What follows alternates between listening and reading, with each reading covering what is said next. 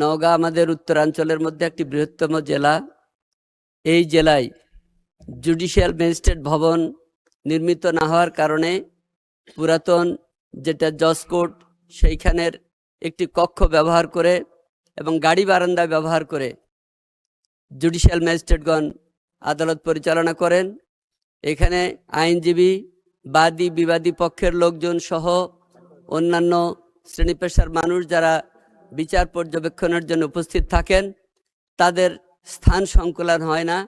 খুবই সমস্যা হয়, যেহেতু 11টি উপজেলা, এই উপজেলার কোর্টগুলো ওইখানে বসে। আমাদের জানামতে দেশের অধিকাংশ জায়গায় এই চিফ জুডিশিয়াল ম্যাজিস্ট্রেট ভবন নির্মিত হলেও নওগাঁর জন্য জমি অধিগ্রহণের কাজ হওয়া সত্ত্বেও দীর্ঘদিন ধরে কেন চিফ জুডিশিয়াল ম্যাজিস্ট্রেট ভবন নির্মিত হচ্ছে না, এ ব্যাপারে তড়িৎ কোনো পদক্ষেপ গ্রহণ করবেন কিনা মাননীয় আইনমন্ত্রীর কাছে তা জানতে চাই। ধন্যবাদ মাননীয় স্পিকার। মাননীয় মন্ত্রী। মাননীয় স্পিকার, আপনার মাধ্যমে সংসদ সদস্যকে ধন্যবাদ জানাচ্ছি। উনি একটি খুব প্র্যাগম্যাটিক, ভাইটাল এবং জনগুরুত্বপূর্ণ প্রশ্ন করেছেন। বাংলাদেশে আদালতগুলোতে এখন আদালত ভবনে বিচার বিভাগীয় কর্মকর্তাদের বসার আসন সংখ্যার খুবই সংকট। তার মধ্যে নওগাঁও বাইরে না, আমরা 23টি জেলায় জুডিশিয়াল ম্যাজিস্ট্রেট আদালত নির্মাণের জন্য ইতিমধ্যেই যথাযথ পদক্ষেপ নিয়েছি। অনুমোদনের জন্য ফাইল প্রসেস হয়েছে, তার মধ্যে নওগাঁটা আছে।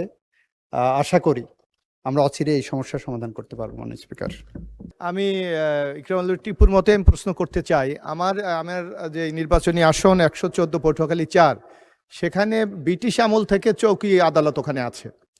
বর্তমান ওখানে চৌকি আদালত এবং জেলা যুগ্ম জজ আদালত ওখানে আছে, কিন্তু আগে যে এই আদালতের ভবনটি ছিল সেটা পরিত্যক্ত অবস্থায় আছে। এখন ভাড়া বাড়িতে এটা দীর্ঘ আমরা প্রায় 7-8 বছর এটা চালানো হচ্ছে।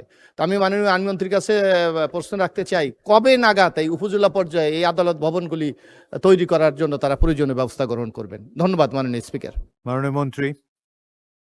মাননীয় স্পিকার, আপনাকে ধন্যবাদ। আপনার মাধ্যমে মাননীয় সংসদ সদস্যকেও ধন্যবাদ। বাংলাদেশে বর্তমানে 64টা জেলা, 64টা জেলায় আদালতের বাইরেও 74টা চৌকি আদালত আছে। প্রত্যেকটা চৌকি আদালতের অবস্থা একই রকম। আমার স্বপ্ন, আমার স্বাদ আগামীকালই এগুলো উন্নত করে দিই, কিন্তু আমার সাধ্যের বাইরে।